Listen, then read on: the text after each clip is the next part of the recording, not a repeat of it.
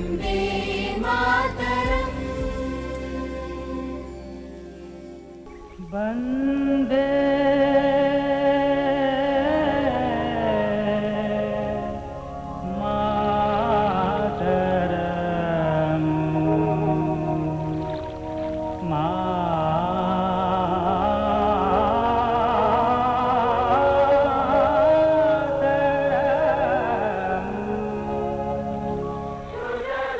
स्वाधीनता संग्राम के दौरान वंदे मातरम गीत केवल एक गीत नहीं था, बल्कि देशभक्ति की भावना का प्रतीक और राष्ट्र जागरण का सबसे लोकप्रिय नारा था।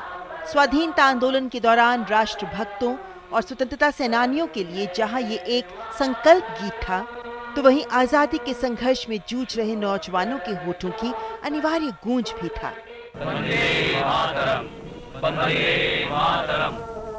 वंदे मातरम गीत के उद्देश्य, महत्व और देशभक्ति की भावना को देखते ही रविंद्रनाथ टैगोर ने पहली बार इसे 1896 में भारतीय राष्ट्रीय कांग्रेस के अधिवेशन में गाया था और इसके बाद तो ये राष्ट्रीय जनमानस के दिलो दिमाग पर छा गया।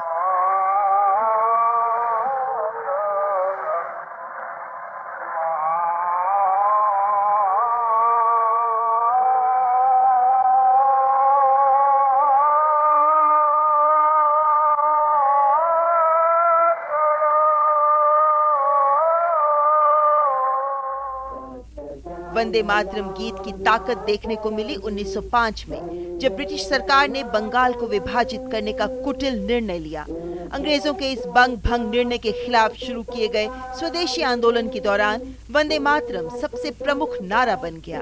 वंदे मातरम 1905 के बंगाल विभाजन के विरोध में उठे स्वदेशी आंदोलन का सूत्रपात बना।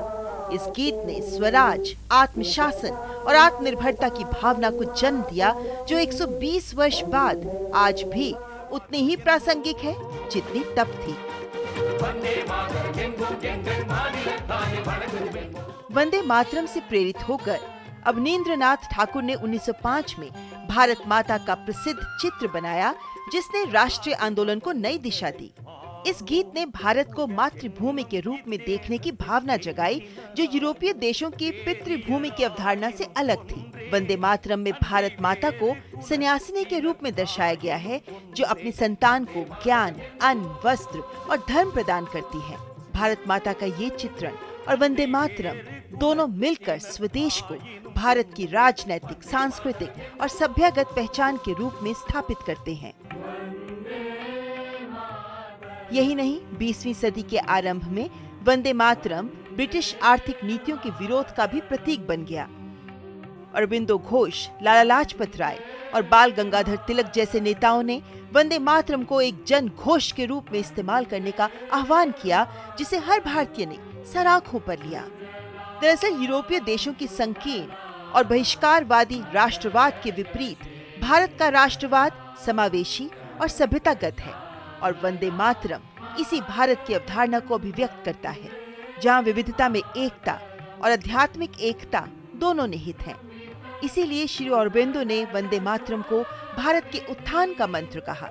उन्होंने इस गीत की अपनी धुन भी बनाई, ताकि ये भारत के लिए एक शक्तिशाली और प्रेरणादायी मंत्र बन सके। अंग्रेजों की तमाम कोशिशों के बावजूद वंदे मातरम ने स्वतंत्रता संग्राम में न सिर्फ स्वदेशी की भावना को जगाया, बल्कि पूरे राष्ट्र को एकता के सूत्र में बांध दिया।